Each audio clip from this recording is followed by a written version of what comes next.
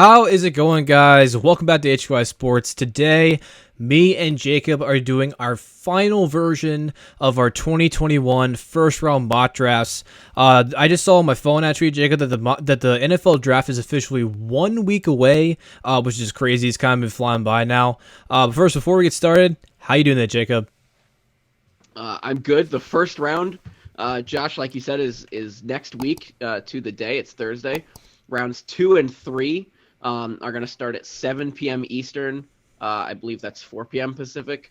And that's rounds 2 and 3. That's going to be on Friday. And then Saturday, I think at like noon or something, are the rest of the rounds. And Josh, we're going to try and do live streams at the very least for the first round. I know we talked about maybe going live for the second day, but at the very least, you can expect the live stream coming soon. Yeah, I would say in terms of right now, I'm starting to work on just like the whole live stream template right now. We absolutely will be doing a first round, like Jacob said, and I would say I would bet on us doing a second and third round. Anything after that, I think would be a little bit extra. Just in terms of time, and also, I mean, I like the NFL draft, but I'm not one to just kind of stick around and watch, 6th and 7th round and talk about it, because honestly, if I try to talk about who goes in the 6th and 7th round, I'm honestly probably going to be giving people false information for most of the part, because I honestly haven't watched all these different prospects like some of these NFL draft people have, which fair play to them. I don't know how they do it, because it's just not something that, is in me to do, to watch just hours of film. I just don't have time for it. But yeah, first round live stream and most likely second and third round live stream. I can't wait for it. We've done 2 previous mock drafts, Jacob. Loved both of them. Do you want to tell anyone listening or watching, what's going to be different about the final one? So we don't know who's gonna go first or second this time. I think the first time you went first and I went second, and then the second time I went first and you went second. This time we're gonna flip a coin, so I don't even know who's gonna start this time. Yeah, I got the coin right here. Josh has a quarter. A lot has gone on with speculation. A lot has changed. And one thing that's going to change with this mock draft is we are going to incorporate some trades, because the reality is, the order that is set right now is not going to be the order by the time the draft is done, because teams are going to be moving up for the guy that they want. Yeah, teams are going to be moving up for the guy that they want. And by guys I want, I mean a quarterback, because a lot of these teams are going to be quarterback hungry. So yeah, we're going to try and incorporate trades, not as much as we can, but as best we can to our ability, because as we all know, the draft is completely unpredictable. Right. If there's going to be trades between picks that you own by yourself. So like if I had odds and I traded between like 5 and 9, those would be automatically approved. But if there's a trade that happens that involves one of my picks and one of your picks, Josh, they need to be approved by the other party. Hopefully that makes sense. But yeah, I think other than that, we're going to be using the Draft Network to cook up our mock drafts. At least I am. I've got my iPad next to me. So I think that's it, Josh. That was perfect. That was a great explanation. Like you said, we're doing trades this time, using my lucky quarter. It's not lucky, but it's just a quarter. I'm going to call it lucky. Determine the order. Yeah, I'm going to call it lucky. Maybe if I nail every pick here. But yeah, I don't want to waste any time, Jacob. Are you ready to dive straight into this mock draft? Yeah, I'm excited. Let's do it. Let's do it. All right, let's flip to the draft screen. All right, got my quarter here. Actually, before we do that, my bad. I'll flip the coin here, and then we'll officially begin. Okay. So can you give me a call? Sound good. Tails never fails, Josh. I'm going tails. So we're going heads. So if you win, you're going first. Or do we want to do winner calls? Okay, winner we can do that. Yeah, we'll do winner calls. All right, let's do it.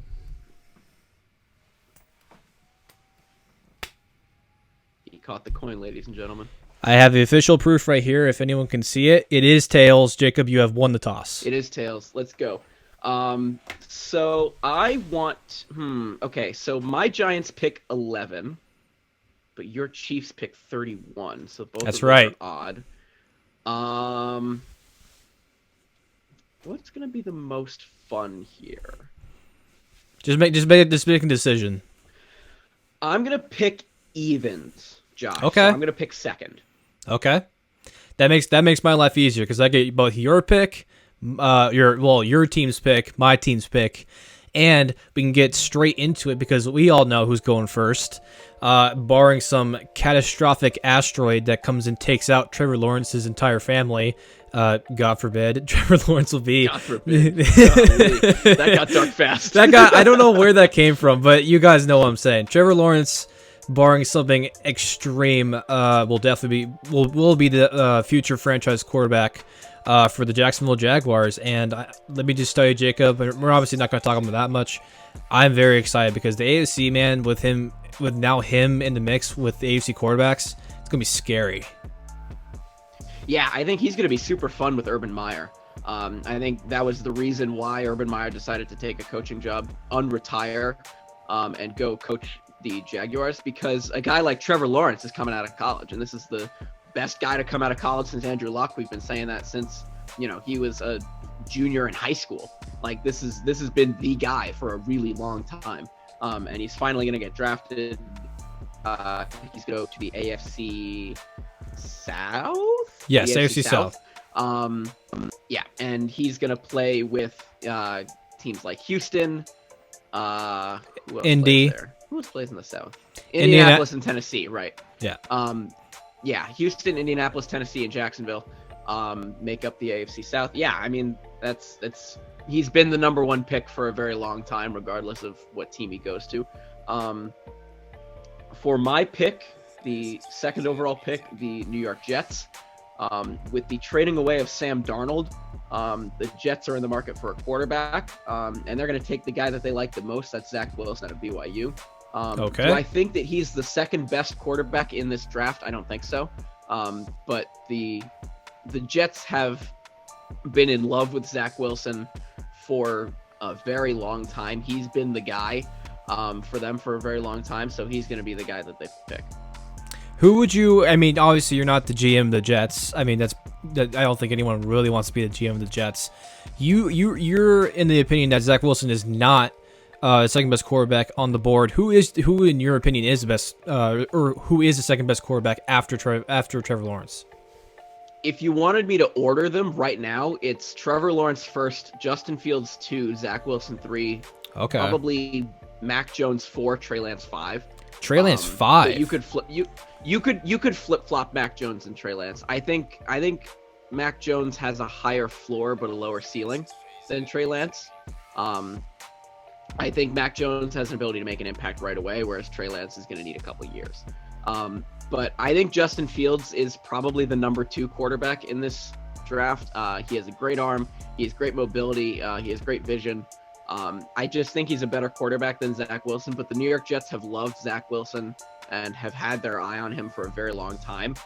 So it makes sense, I think. I think number 2 is set in stone pretty much.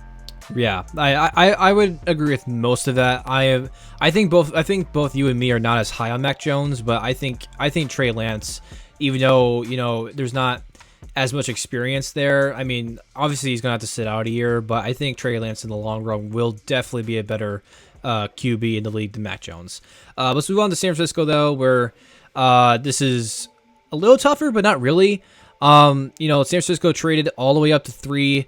And you don't do that unless you're going big. And if you're going big in the NFL, then you're going to get a quarterback, which, do they need immediately? Maybe not, but I've never been a huge Jimmy Garoppolo fan, and I'm glad that Kyle Shanahan is bold and, gambling here, because that's what you got to do. They go out and spend a boatload of money on Trent Williams, and you don't do that to protect Jimmy Garoppolo. You do that to protect a future franchise player.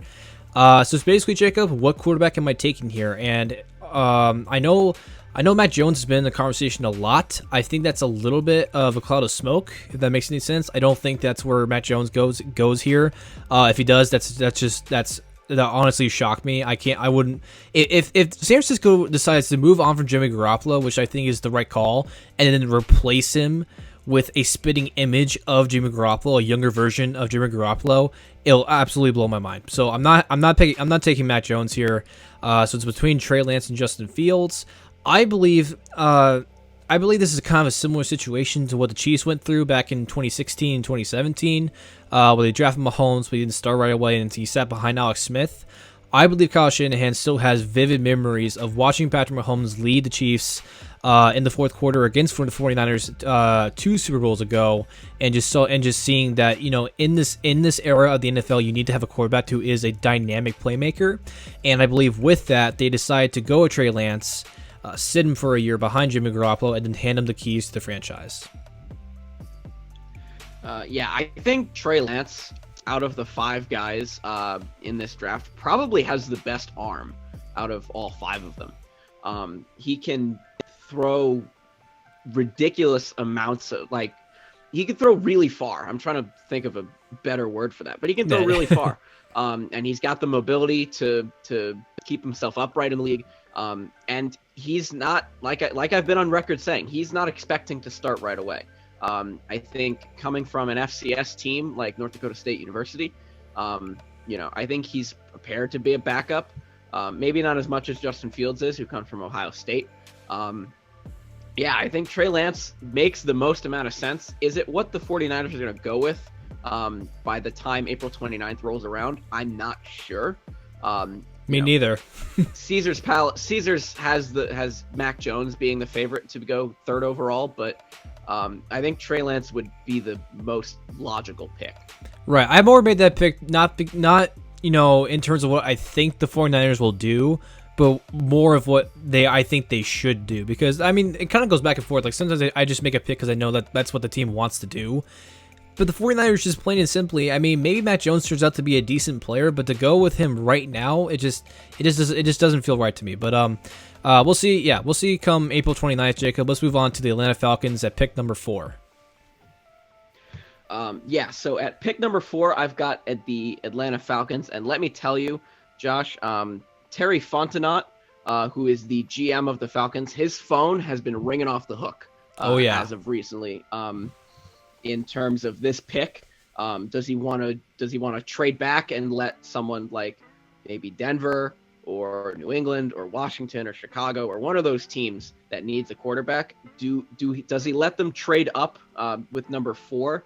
I've been thinking about it a little bit, and my answer, Josh, is no, because the guy that's available for Atlanta to pick at number 4, I think, is way too good to pass on. So the GM of the Falcons keeps his phone alone. He picks the guy that he wants, and is the guy that's going to change his offense for a very long time, and that's Kyle Pitts, the tight end out of Florida. I have been on record, Josh, saying that Kyle Pitts is the best pass catcher in this draft, and to be honest, I was saying it before it was cool, because now Mel Kiper is saying it, Todd McShay is saying it, everyone and their mother is now saying that Kyle Pitts is the best pass catcher in this draft, and I was doing it before it was cool. I'm going to be honest with you. I think Kyle Pitts is a really, really, really, really good tight end. I think if he was listed as wide receiver, he might be wide receiver 1, but you would have to have an argument between him and Jamar Chase. But I think Kyle Pitts is going to be a matchup nightmare for years to come. And I think that would be a really great weapon for Matt Ryan to go to. Julio Jones, Calvin Ridley, and now Matt Ryan, and now Kyle Pitts on the same offense. That's lethal, Josh. That's insane. It is lethal, but it's not going to be killer if you're allowing if you're allowing the other team 40 points a game. But yeah, I think this is ultimately the right pick, though, Jacob. As much as I kind of would like to see the first 4 picks be 4 quarterbacks, I don't think that's what's gonna happen on draft night. Like you said, Kyle Pitts is just he's looking to be he looks like a generational type talent. That's what Kyle Pitts is. You know, he reminds me a lot of Travis Kelce, and how you're describing him. He could almost be listed as a wide receiver. He had an outstanding combine. He can do everything. As much as I think Matt Ryan's stay in Atlanta is a little bit overdue, I do like your argument in that the talent there is just too big to pass on.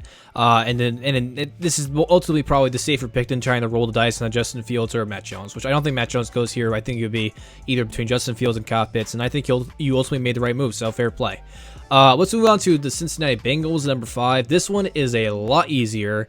I know some people have been wanting to maybe mix it up and go receiver here, which isn't awful. It says team needs receiver right there, but I'm not going receiver. You have to protect Joe Burrow. It's bottom line. You have to do it. It's a necessity. So what do the Bengals do here? They don't overthink it, and they take the best offensive lineman in the entire draft class, which is Penei Sewell. He's been the best tackle, the best O lineman in this draft class for at least a year. He's just a beast, and they just don't overthink this one. It's pretty simple. Yeah, protect your guy. The reason that Cincinnati, or at least one of the reasons that Cincinnati did so well, not well last year was because they didn't have their number 1 overall pick playing for them half the season. I think the last time we did one of these mock drafts, I mentioned that AJ Green was on the Bengals. I apologize, Bengals fans. He is not on your team anymore. He signed with the Cardinals, and I completely forgot about that, and that is my bad. So taking wide receiver makes a whole lot of sense here because outside of T. Higgins, they don't really have a number 1 guy. But it doesn't matter who is there to catch passes from Joe Burrow if Joe Burrow can't throw the ball in the first place because he's getting hit by 300-pound behemoths. He needs to be protected. You kick Jonah Williams to the right tackle, and you let Penei Sewell play left tackle, or vice versa, because Penei Sewell can play both sides. I think Jonah Williams and Penei Sewell are 2 really good bookend tackles for you guys, Cincinnati. So, taking Penei Sewell makes the most sense. He's the best offensive tackle in this draft. There is a hilarious tweet on Twitter. I think it was yesterday or the day before, where the whole thing was show us who you're drafting for your team with no words, just pictures. And it was a picture of Joe Burrow sitting down, and he was wearing shorts or something, and it showed his knee and just a massive scar over it where he had ACL surgery. And it's just yep, exactly. It was just so perfect. I loved it. I liked it. You guys can also go check out HQI Sports on Twitter. I try to stay on there. I try to post as much as I can. Jacob, let's though go on to Miami, who has kind of a tough call at number 6. It's not really that much of a tough call, Josh. In terms of who? Yeah, I suppose in terms of who they're gonna pick wide receiver here, and it's most likely gonna be Jamar Chase out of LSU. I think that he's the top wide receiver in this class. You can make an argument for either one of the Alabama boys to reunite with Tua, but I think at the end of the day, Jamar Chase has a higher ceiling than both of them. Jamar Chase, I like a lot personally. He's going to go to Miami. He's going to pair up really well with Devontae Parker and Will Fuller 5. Preston Williams is on that team as well. I think that's going to be a really good air attack that they have at Miami once they pick up Jamar Chase. No, yeah. I like that move. I never heard anyone call him Will Fuller 5. I kind of like that, though. I always call him that. Well, I've never heard it before. But yeah, I think Jamar Chase is ultimately the pick here. Now, it came out quite recently that Devonta Smith was actually weighing in at 169 pounds. I think that was the number was. I think it was 166. 166. Yeah, that was his official medical weigh-in. So that was even lower than what people thought he was weighing at, which is just crazy. So I think that's going to probably make people even a little bit more skeptical, even though he is the Heisman winner.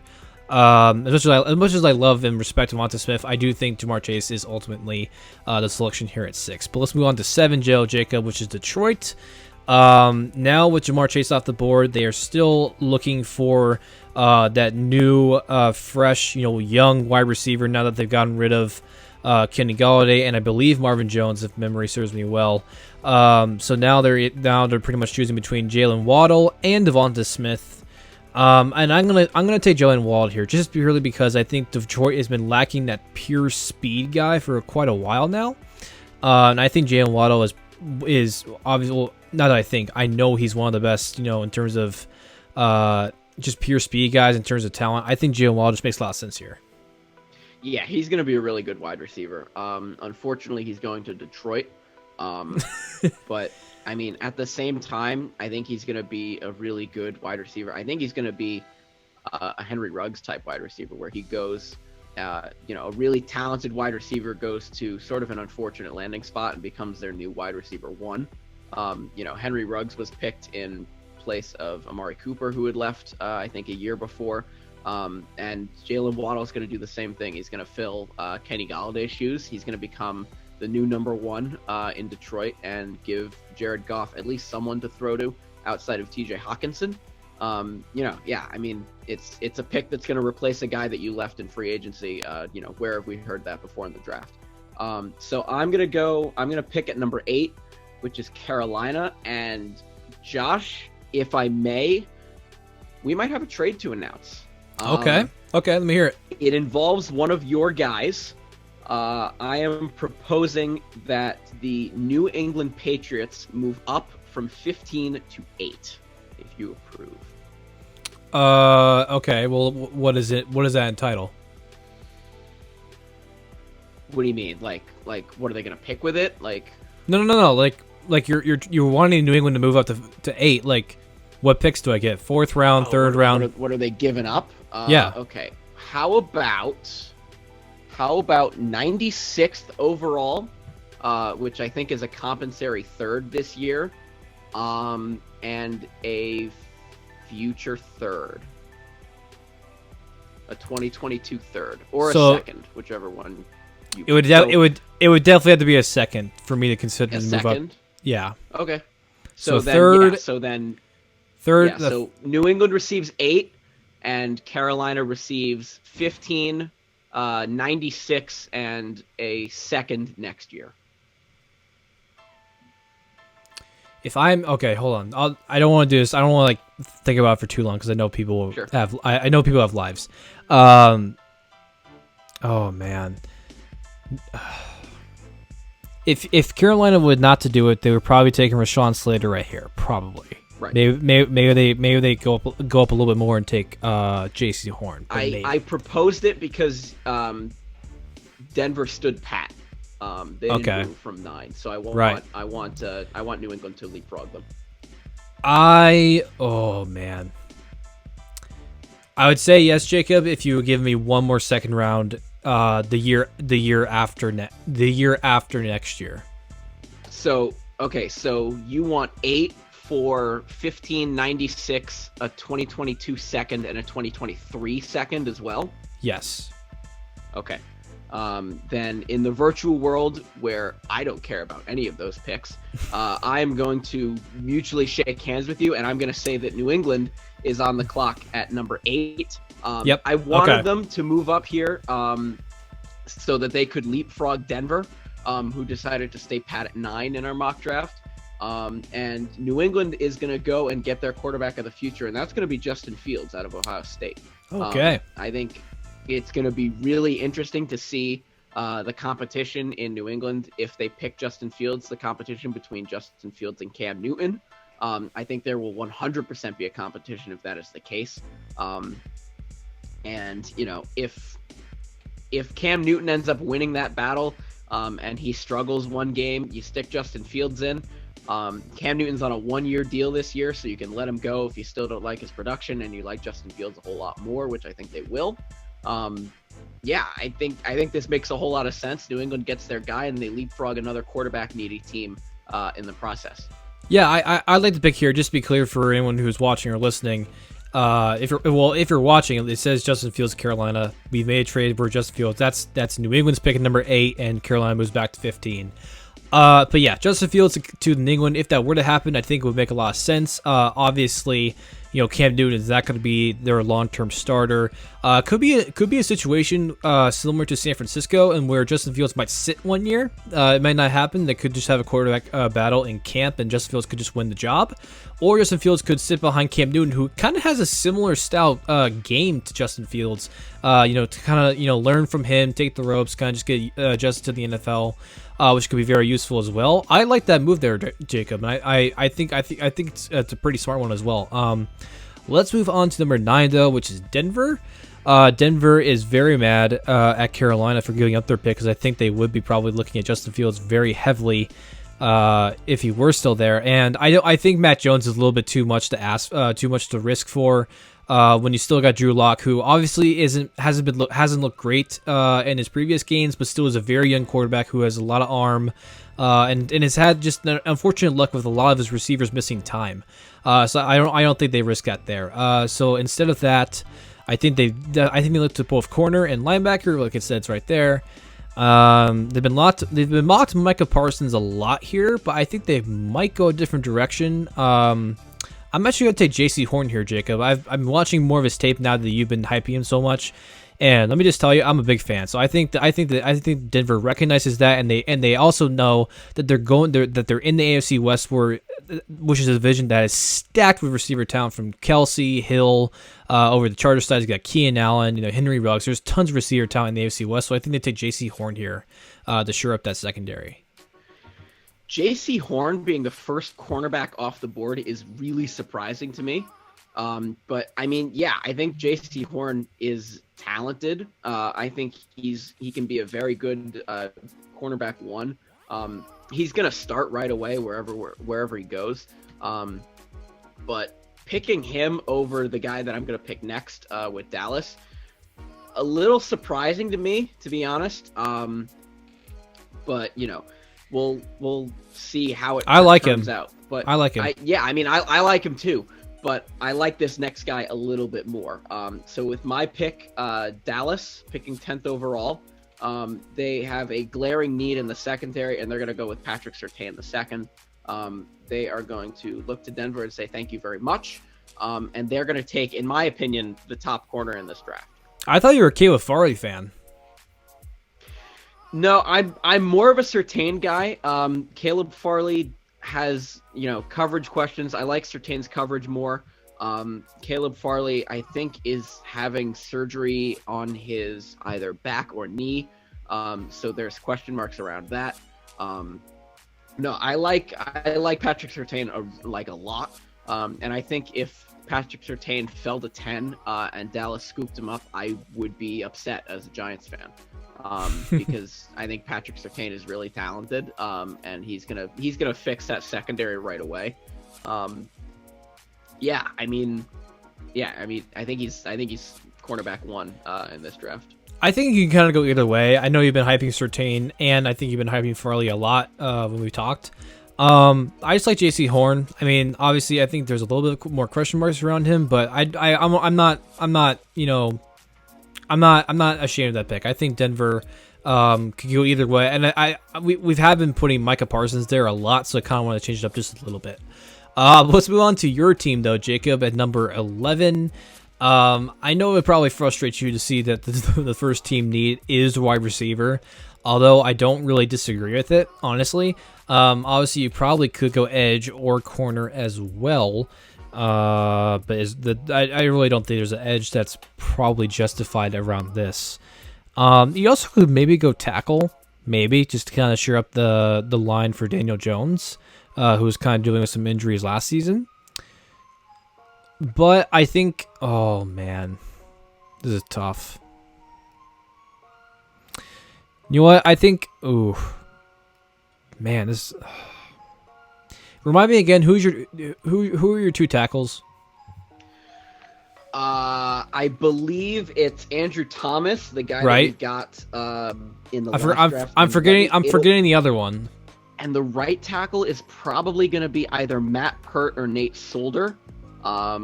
Which Solder sucks. Yeah. Right, true. So it'll probably be Matt Pert, the guy that we got in the third round. I believe he was a third rounder. He was third or fourth rounder, but we picked him last year as well in the draft. Okay, so I don't think you take a guy like Rashawn Slater and put him at right tackle. I think you probably try to let Pert develop a little bit more. I'm I'm asking Jacob because I'm trying to talk myself not to take a receiver, but I just can't. I'm gonna go Devonta Smith at 11. You dummy.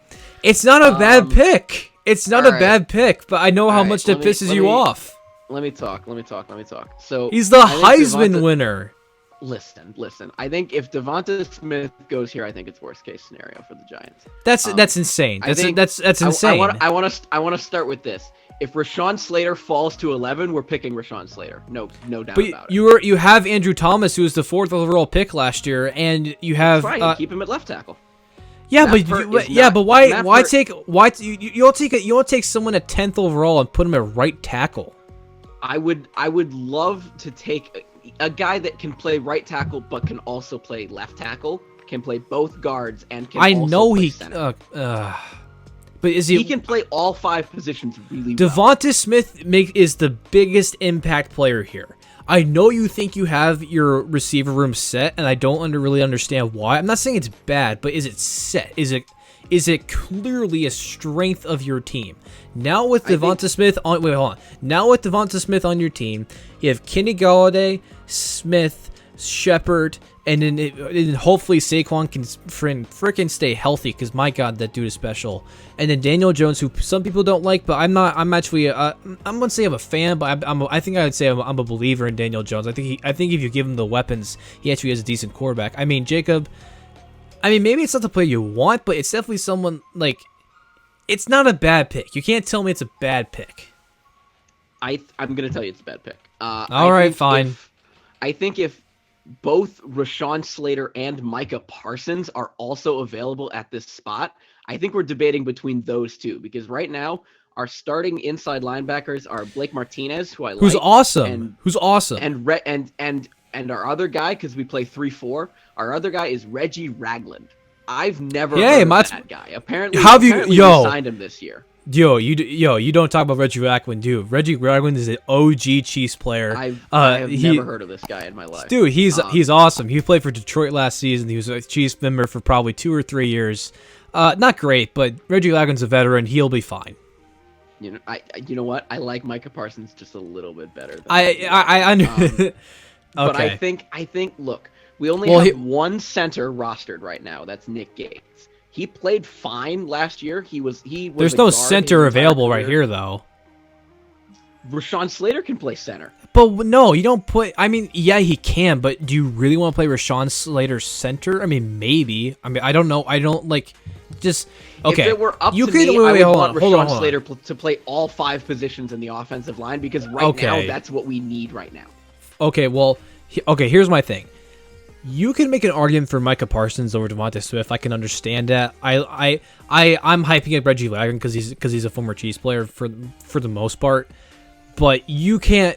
I really don't understand Rashawn Slater. Does it help your offensive line? Yes, but I mean, I can't justify taking someone like Rashawn Slater over the Heisman winner Devonta Smith. That's just all I'm saying. Look, if both Rashawn Slater and Micah Parsons fall to 11, and we end up picking Devonta Smith over both of them, I'm not going to be a happy camper. And you will get to see that live reaction live during the live stream. Yes, you will. The first round. If we pick a wide receiver, you will. I'm gonna laugh. I'm gonna laugh in your face when New York trades all the way up to 11 and takes Mac Jones just because they want to. Yeah, I mean, not trade up, but just take Mac Jones. We have 6 picks right now, so trading back is not out of the question for us. No, it's not. But then again, Dave Gettleman, in his history as a GM, has never traded back. You can check my sources there. He has never traded back in his life. All right. But moving on, enough Giants talk. Yeah, no more Giants talk. I'm gonna pick for Philadelphia. Philadelphia, with the picking of Devonta Smith, a pick earlier, is punching the air right now, because once again they miss out on an elite receiver in the draft. For seemingly, I think, like the 3rd or 4th year in a row that they've missed out on that.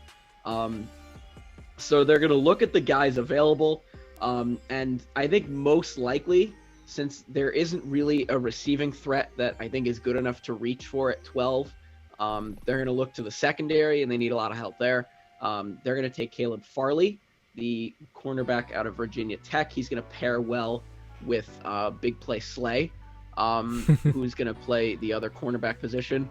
And I think, with no receiver available for them to pick, I think it makes the most sense. They could trade back. It's not out of the question. I decided not to because if Caleb Farley's here, I think they're going to take Caleb Farley.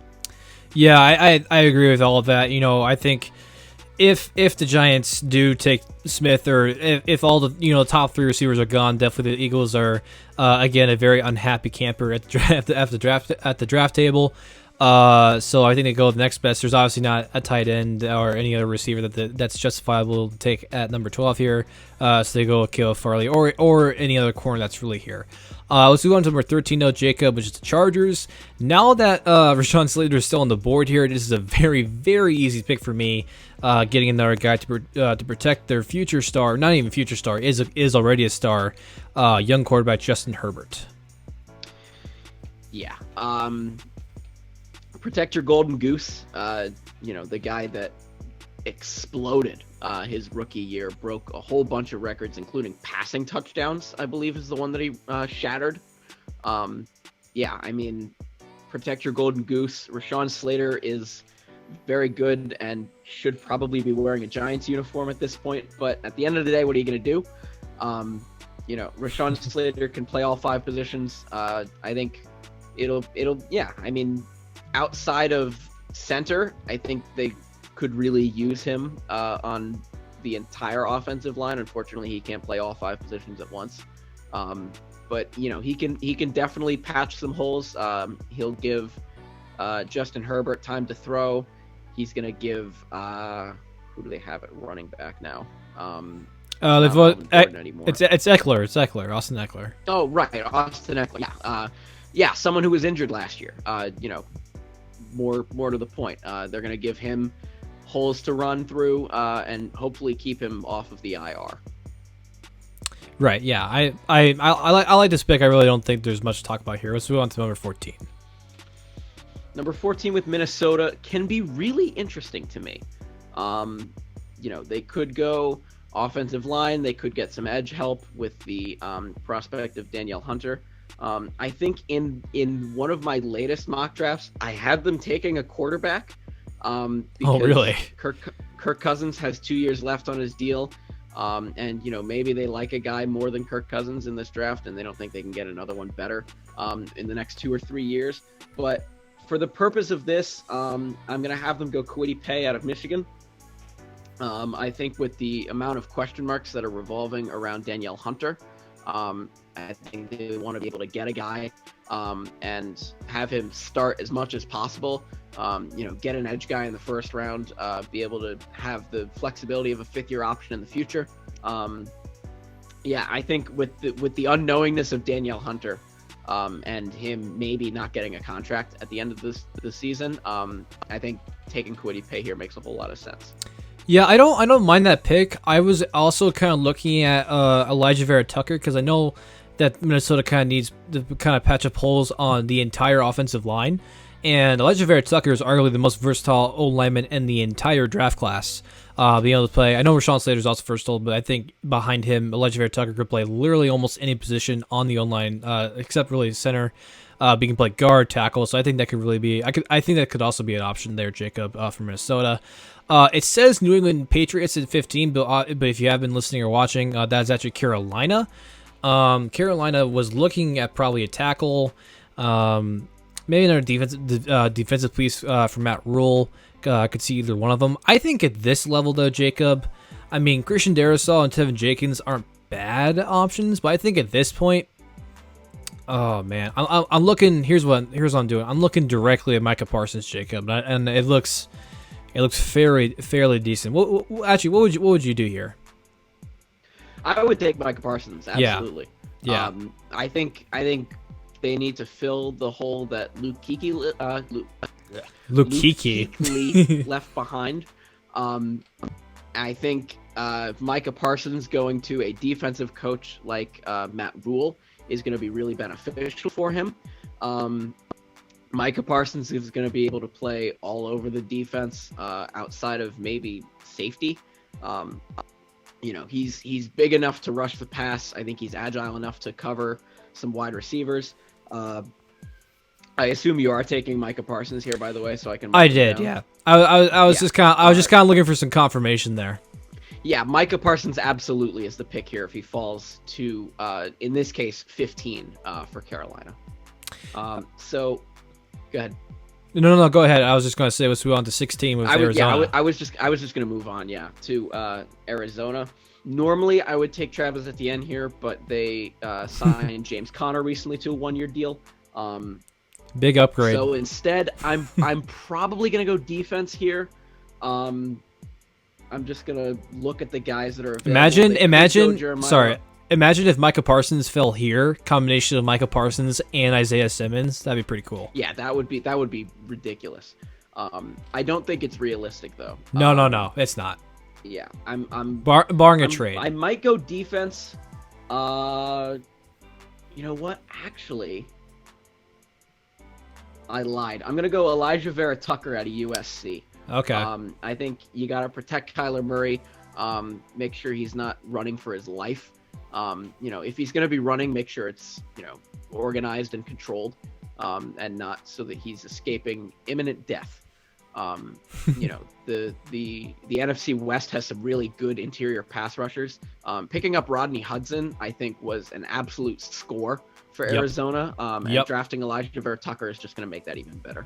Yeah, I really like that move. I've seen Vera Tucker mocked here a lot, and I don't mind it at all. I think it'd be really, really, really good for them to both, combination of Vera Tucker, Hudson, kind of blanket on who the tackles are, to be honest. But I think you're absolutely right. Kyler Murray is one of the brightest stars in the entire NFL. And what do you do when you have a star quarterback? You build him a wall. But even with Kyler Murray, doesn't even really need a wall half the time because the dude is just so fast. But let's move on to number 17 with Las Vegas. I always do that. Kind of go in a multitude of directions here. I mean, it says tackle, but I think the Raiders have always kind of lacked that true, consistent pass rusher. They took Clelin Ferrell at number 4, I think 2 or 3 years ago, and that hasn't really panned out as much as they wanted it to. So maybe they go with a Jalen Phillips here, maybe, or maybe they take another linebacker. Oh man, I'm gonna go Christian Barmore, Jacob. I think he could work really well with that Gruden type of mentality. Okay, let me find him. There he is. Okay, I have to disagree with this pick for Las Vegas. I almost said Oakland, admittedly. But I have to disagree. I think you either traded away or let go of almost all of your entire offensive line. And I think with this pick at 17, I think if Christian Darrisaw is staring them in the face, I really don't see why they don't go Christian Darrisaw. Fair enough. He's a really good offensive tackle that has slipped out of the top, I would say, 13 or 14. I think 14 is probably the latest that he goes, but, barring a whole bunch of other trades and nonsense up front, I could see how he could slip by the Vikings, I think, and maybe go to Oakland, and maybe Oakland ends up trading up for that guy. Who knows? But I think if you let almost your entire offensive line go, including both of your tackles, you sign Colton Miller to a massive extension, and I think you get the other guy, the bookend guy, in Christian Darrisaw in this draft. But if you don't mind, I'm going to move to pick number 18 with Miami. And this is a really interesting pick for me because I'm going to look at edge, and I'm going to look at specifically the scheme that Miami runs on defense, which is a base 3-4, which means that someone like Jalen Phillips is out of the question because Phillips fits in either as a 4-3 defensive end or a 3-4 outside linebacker. And right now the outside linebacker for Miami is Andrew Van Ginkel. and Emmanuel Ogba, and I really don't see him being replaced. So I think Jalen Phillips is out of the question here. I think that as a result, Aziz Ojulari is also out of the question, which means that I'm going to go to the next best guy that makes sense in terms of scheme, and that's Gregory Rousseau out of Miami. I understand that he has a lot of question marks surrounding him because he didn't play during the last college season, and I do believe that Jalen Phillips is a better edge rusher than Gregory Rousseau is, but in terms of scheme fit, Gregory Rousseau makes the most sense because he can play any position in the defensive line, and I think it makes the most sense for Miami to go with him here. I'll just be honest. I think that's a pretty big reach. I know the talent is obviously there, and there's not a massive amount of film on him. I do think that's a little bit of reach. I also could expect them maybe to take a running back. I know people hate taking running backs in the first round, but I'm not completely opposed to it. Maybe if they want to stretch for a wide receiver there as well. I don't hate it. I just think it's a little bit of a stretch there, Jacob. Let's move on to Washington. Have we actually learned anything about them choosing a name soon? I know that they released a list of 50 names that they could go to, but I've also heard a lot of murmurs that people are starting to like the name football team a lot more. Well, those people are stupid. Yeah, I think those people are a little ridiculous. If it were up to me, I would want and you've heard me talk about this before with you off camera. I don't really care what name they go with as long as they keep the color scheme, because I think the color scheme is awesome. It's retro. It's cool. Their color rush uniforms last season. They were so sick. So good, they were so awesome. good. Some people didn't like them. I thought, how could you not like it? They're so good.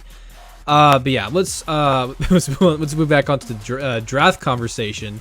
Here, I think a lot of people are maybe expecting probably to think about going with Mac Jones here. I understand that, because I know they have Ryan Fitzpatrick this season. But obviously he's not going to be your starter long term. The dude is nearly 40 years old. Man, they could. I mean, with Christian Darrisaw there, maybe they pass on Mac Jones or Tevin Jenkins. I don't think there's any other position that they consider. I don't know. Is Mac Jones worth it? Are you gonna put the keys in his hands and say, yeah, you're the franchise quarterback? Man, I'm struggling here, Jacob, but I think I'm gonna go Mac Jones. I think I'm gonna do it. Wow, it's ballsy. I would probably go Darrisaw here, but I think taking Mac Jones is not completely out of the question. Literally, the best quarterback on the team is Ryan Fitzpatrick. Literally, I was about to say, with the quarterback lineup of Ryan Fitzpatrick, Kyle Allen, and Taylor Heineke, your quarterback situation is 100% not set in stone. And I think having Mac Jones and giving him the guidance of Ryan Fitzpatrick is an absolute best case scenario, I think, for any quarterback to go in. I think Ron Rivera is a really good quarterback coach. We saw that with Kyle Allen while he was in Carolina. I think Mac Jones going here as opposed to one pick later makes a whole lot of sense if he falls this far, which I think would be wild, I think, if he fell outside of the top 15. But now on to you, man. What do you do here? Yeah, I think absolutely I go Christian Darrisaw. I think with no quarterback available to take, and Christian Darrisaw falling as much as he has, I think it's absolutely no question that Chicago looks to protect whatever golden goose that they've got under center, whether it be Andy Dalton, who they tweeted as quarterback one, or they've got the $80 million man in Nick Foles behind him. Lord knows what they're going to do. Hey, look, maybe they'll get a run at Russell Wilson. Who knows? But I think at the end of the day, if Christian Darrisaw falls to 20, you absolutely take him. Yeah, I think whatever way it kind of falls here, I think Chicago fans kind of know that this season is just not going to be anything special with what they have in the quarterback room. But if Christian Terrace falls this far, and he's perceived by NFL GMs about how we view him, that's an absolute steal and pretty much the best that you could hope that this draft class falls. Unless they really like Matt Jones and they're really pissed off that Washington takes them one pick before them. But whatever. Let's move on to number 21, Indianapolis. Jacob. Well, actually, I say Jacob. I think I'm gonna trade with myself here.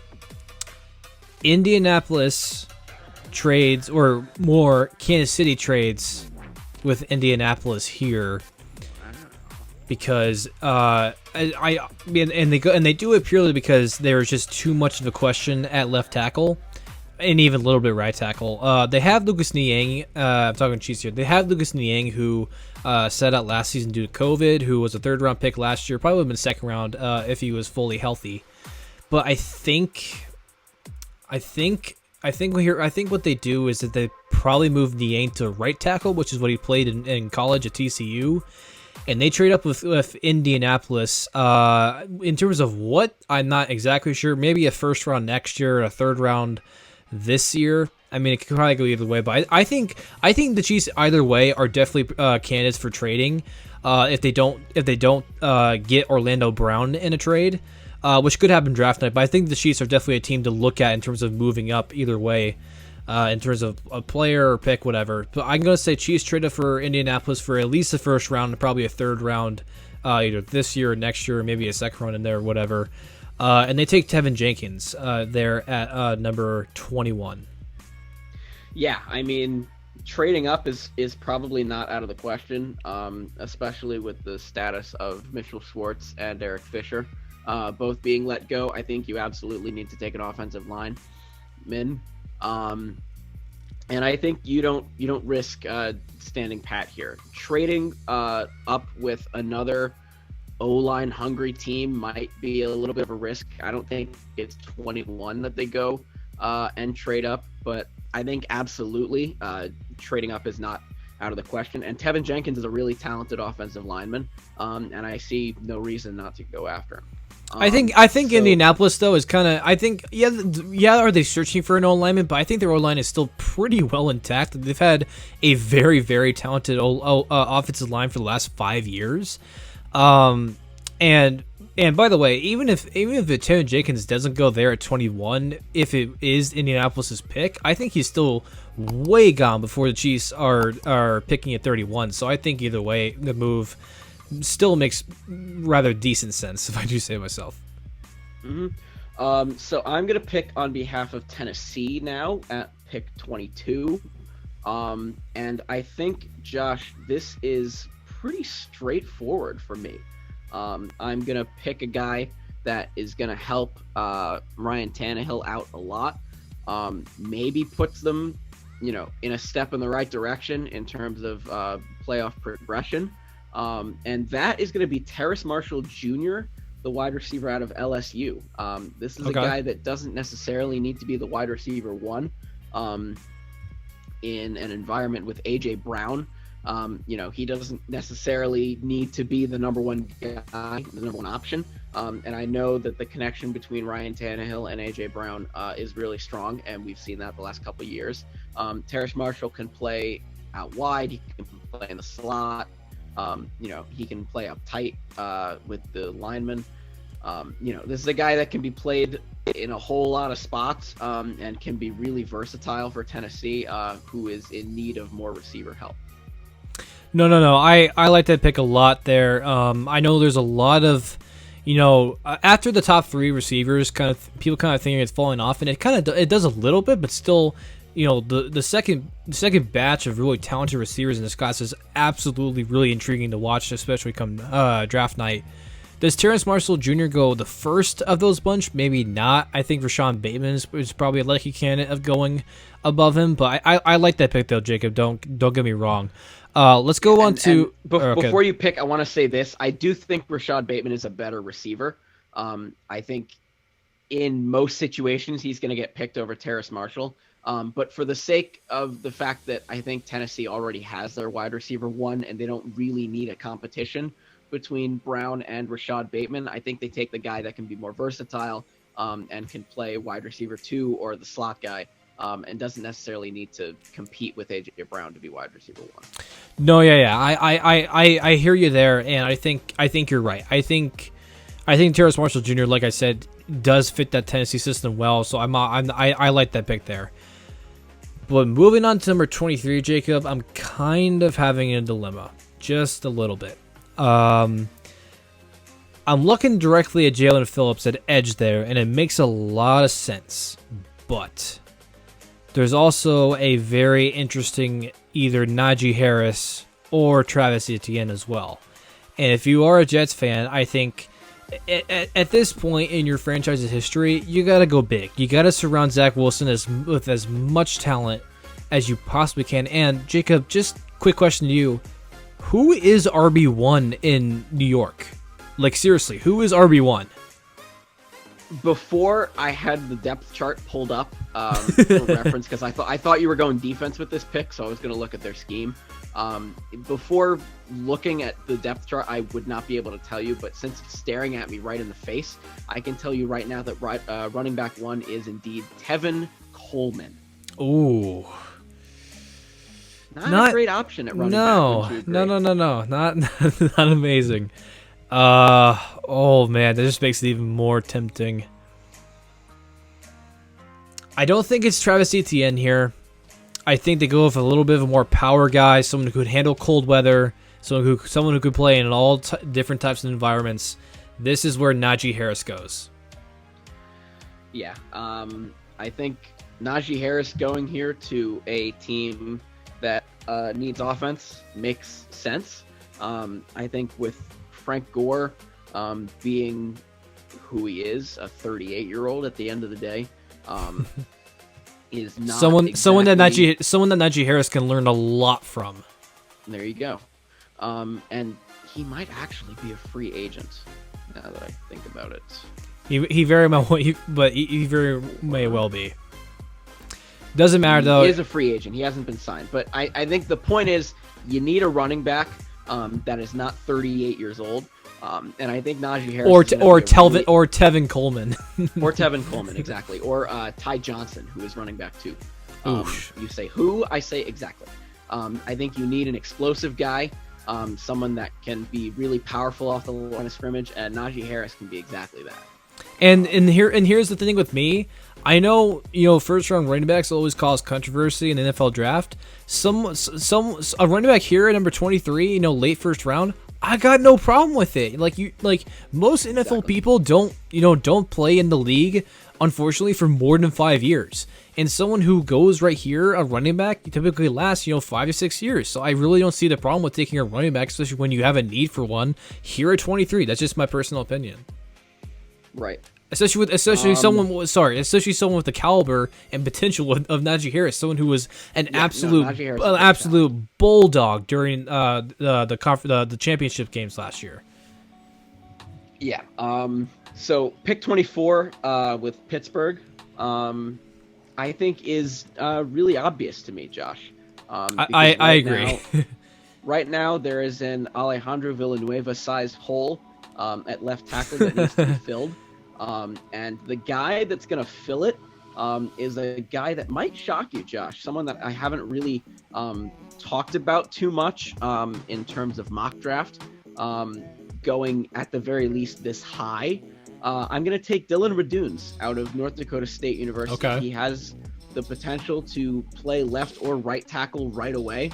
In the NFL, doesn't need a whole lot of time, and that's exactly what Pittsburgh needs. They need him right away to start because they lost their big name guy. Villanueva's still a free agent. He hasn't been signed by anybody to my knowledge. And I think Dylan Raduns out of NDSU, the guy that protected Trey Lance for a long time and made him capable of doing the stuff that he did at college, makes a whole lot of sense to me, Josh. I think it makes the most sense for the 2 or 3 years that you have left in Ben Roethlisberger. Yeah, I don't mind that pick. I think you also look at Samuel Cosme out of Texas or Liam Eichenberg out of Notre Dame. There's also options there as well. But yeah, Dylan Radunes is definitely a player that I think could fit in that kind of Pittsburgh environment pretty well though. Let's move on to Jacksonville though at 25. It says that offensive tackle is a need, and not wrong, but I don't think that's what they do here. I think Jacksonville, kind of similar to New York, it's just in desperate need of skill player talent. So it's wide receiver and running back. ETN is definitely an option here, Jacob. You know how much I like him. And then obviously receiver, you could go Elijah Moore, Bateman. There's definitely some wide receivers options here. And oh man, I think ETN could kind of fit in that Jacksonville offensive system pretty well. Plus, well, but you don't really need it with James Robinson, do you? Yeah. So no, as much as I'd like to kind of see the combination of ETN and Lawrence in the NFL. That's kind of what I was going for. I'm going to take Rashawn Bateman here, Jacob. Yeah, I think with the unknowingness of DJ Chark, I believe he's on his last year. Yep, don't sing it. I will sing it all I want. Nope, don't do it. They signed Marvin Jones in the offseason for a little bit of receiving insurance. Laviska Shenault last year had a pretty good rookie campaign. I think you absolutely do not pick a running back, regardless of who it is, whether it be Etienne or the next coming of Christian McCaffrey. I think you don't pick him. Well, James Robinson had a okay. Here's my explanation. I know obviously James Robinson had a breakout year last year, but still, you gotta remember the dude was undrafted. Does he kind of fall off the map here in the next couple of years? I don't know. I hope he doesn't. I really like watching him play. But there is definitely a trend in the NFL nowadays of getting two dynamic running backs. You saw the Chiefs last year and how heavily they pursued Le'Veon Bell when they already had Clyde Edwards-Helaire. They already had Darrell Williams. They still were going after a very skilled, obviously kind of later in career running back in Le'Veon Bell. And then also I would love to see Etienne and Lawrence combine in the NFL at some point. I think it would be really cool.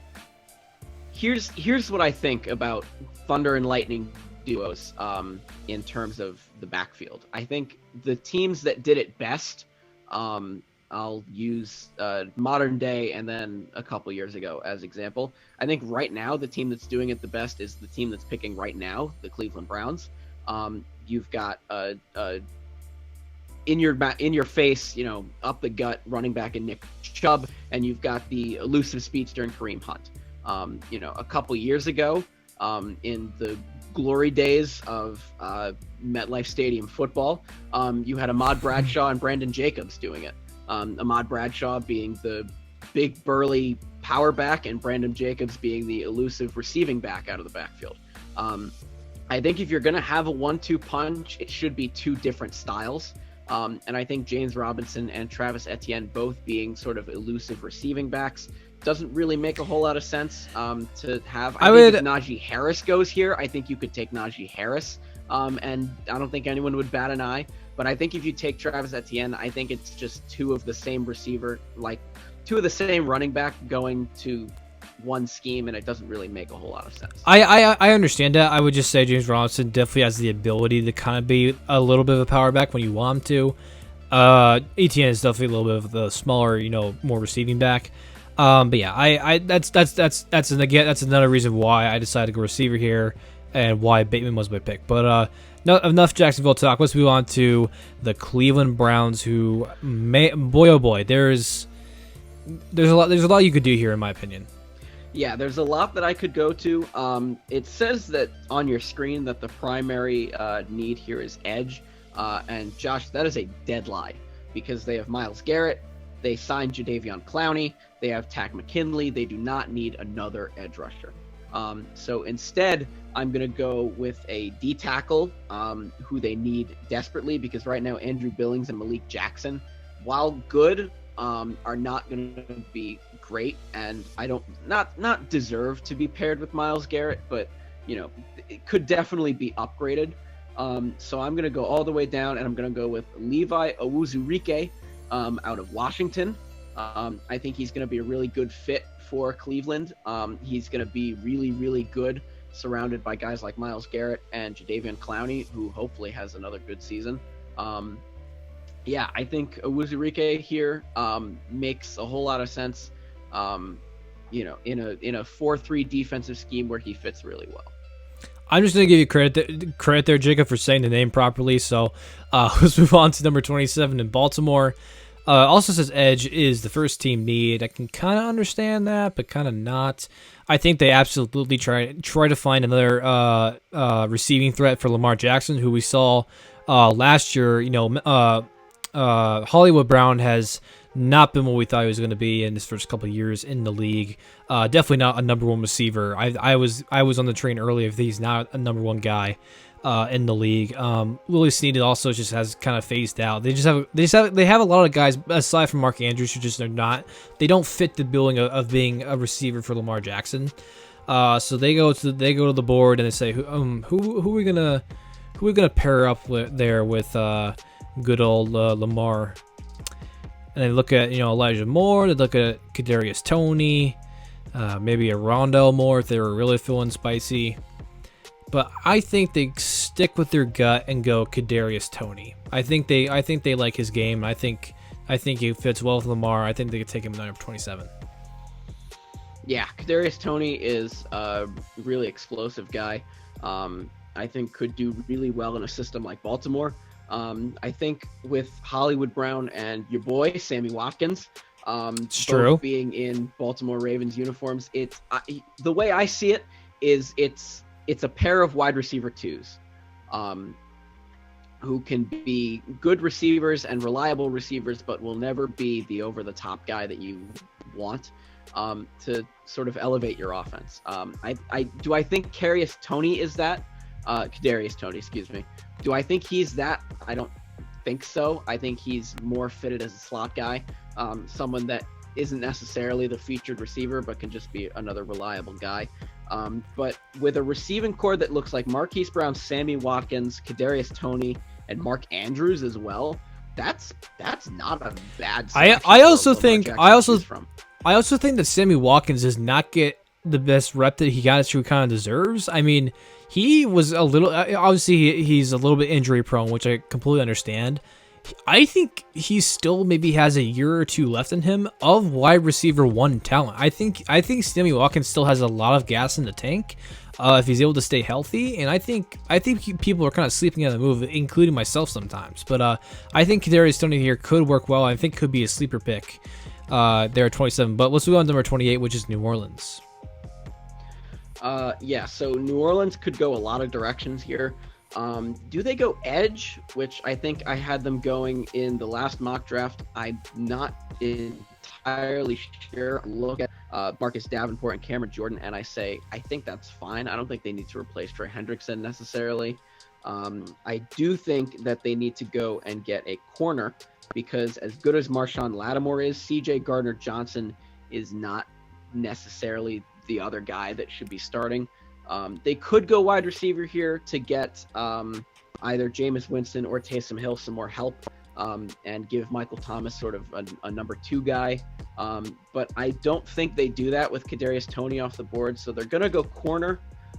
They're probably going to go either Greg Newsome or Asante Samuel. I think with this pick they're going to go Greg Newsome. I think I like his coverage and his speed a lot more. I think it's a toss-up between those two guys at the end of the day.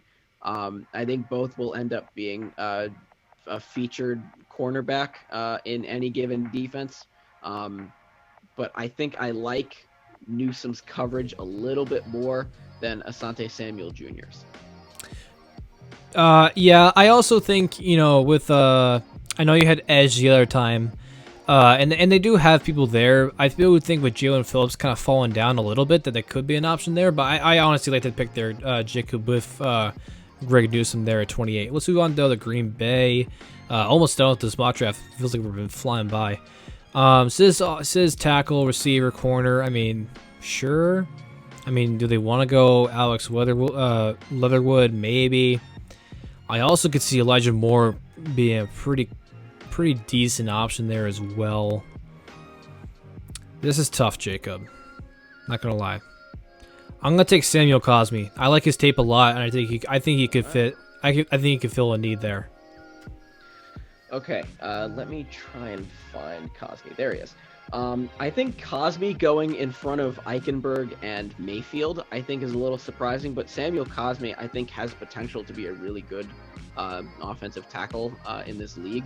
I think they need a guy that can pair with David Bakhtiari, and I don't think Billy Turner is that. I think there is a hole at offensive tackle that needs to be filled.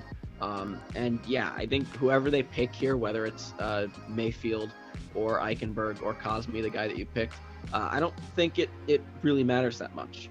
So Josh, if you don't mind, if there's no comments, I'm going to go and pick with Buffalo, who picks 30. Let me pull up their depth chart really quick. There we go. I'm looking at a lot of needs on defense, and I'm not surprised because I think their offense is fine. Stephon Diggs, Emmanuel Sanders, Cole Beasley, Dawson Knox, Devin Singletary in the backfield, and of course Josh Allen, who I think might have the potential to win MVP one year. It's very possible that happens. But I think they do go defense, and I think with a guy like Jalen Phillips sitting there at 30, I think they absolutely take him if he's fallen this far. I think Jalen Phillips is a really talented edge rusher. I think he has potential to be really good in the league, and pairing with a guy like Ed Oliver on the inside is going to be lethal, I think, for years to come. Yeah, I think Jalen Phillips, if he's fallen all the way down to 30, I think that's a very, very obvious pick. Oh, I picked the wrong guy. This is the first time I've done that. How do I get rid of it? I don't think you can. I think you got to refresh and do it all over again. But for the viewers at home, you can just pretend that Jalen Phillips goes there. I saw a J and an edge next to it, so I just thought it was Jalen Phillips, not Jason Owea. So yeah, Jalen Phillips, number 30. If you're watching, says Jason Owea. That's wrong. Sorry about that. And this pick, Jacob, is also not Kansas City. It's Indianapolis, who I made a trade earlier in the episode for. Indianapolis, like you talked about, is looking for a tackle. Maybe I don't think that's what they do. I think they could also maybe go receiver here as well. If I can go back here, can I look at? No, I can't. Great. So for here, Jacob, they could always use some safety help. I'm gonna go Trevon Moehrig. I think that could fit well. Yeah, best available safety. I think getting some secondary help could be really beneficial for them with a secondary that currently looks like, let me pull up my notes, Kenny Moore and Xavier Rhodes at cornerback, and Kyrie Willis and Julian Blackmon at safety. Not great. I think taking Trevon Moehrig definitely sparks your secondary just a little bit more. And I think it's worth trading back for, I think. Me too. Yeah. They did. They got some capital. And with the last pick, Josh, I'm going to pick on behalf of Tampa Bay. Listen, I don't think there's any glaring needs. I think this is a pick for a backup role, whoever that may be. So I'm just gonna look at the guys. I think even though they don't really have a glaring need, and I think you're correct with that. I think because of that, I think they take a big swing on someone that there's lots of questions around, but definitely has a very high ceiling. Yeah, they could take a risk here, but I think golly, which direction do I want to go here? Let's do this. Let's get some insurance for Tom Brady, and let's pick up Landon Dickerson, the O-lineman out of Alabama. I think with the goal of protecting Tom Brady. I think at the end of the day, you don't know how many years you've got left in Tom. And I think the backup option being Ryan Griffin is not ideal. I think later on in the draft, I don't see why Tampa doesn't go quarterback eventually. Someone like Davis Mills or Kyle Trask or Kellen Mond going in the later rounds. I could see that happening going to Tampa Bay. Maybe they get aggressive and trade up to get their quarterback of the future, maybe, because you don't know how long you've got Tom Brady for. I know you signed him to an extension, but you don't know how much gas he's got left in the tank. And I think just getting some insurance for him is going to be beneficial in the long run. No, yeah, I think it's kind of hard to say any pick there is a bad move. I think, like you said, there's not really any glaring holes. So I do like that pick though. I'm currently now scrolling through all the picks now as we have now officially finished the final edition of the 2021 first round mock draft here at HQS Sports. I like the picks, Jacob. I think it ultimately went pretty well. Yeah, what I did the other day, because I wrote up a solo mock draft of my own. I believe I'm on 8.0. And what I did is I looked at my 1.0 and I saw how different the picks were in comparison to my 8.0. Right. And let me tell you, it was really interesting to see the I mean, guys well, that I picked. First of all, at number 2, because I'm pretty sure at number 2, I had Penei Sewell going to the Jets because I had faith in Sam Darnold. I believed that, Adam Gase was not a proper guy to judge a quarterback on. And I didn't have them taking a quarterback for a really long time until they eventually traded Sam Darnold away. And I sort of put my hands up in the air and said, all right, well, what are you going to do now? I guess you're going to go Zach Wilson, number 2, after all. Yeah, and I was about to say, looking back in the first ones, I mean, that's going all the way back to, when Sam Darnold was still on the Jets and Teddy Bridgewater was still the quarterback of Carolina, and San Francisco didn't make that trade. Going back to a time where Miami was picking at 3, right. Philadelphia was picking at 6, and San Francisco was picking at 12. A lot has changed in the time that we've done all these mock drafts. And all the speculation will finally end, Josh, in a week, and we can stop tearing our hair out over who's going to go where. How's it going, guys? And thank you so much for reaching into this video. If you're interested in more content, be sure to go subscribe, turn on push notifications, all that good stuff. Also, I'll leave links to my Instagram and Twitter up here above. And also, be sure to go follow the podcast. That is where the bulk of my content comes from. I upload to all the major podcast providers, Apple Podcasts, Spotify, all that good stuff. I upload to it all. And yeah, I'll see you guys next time.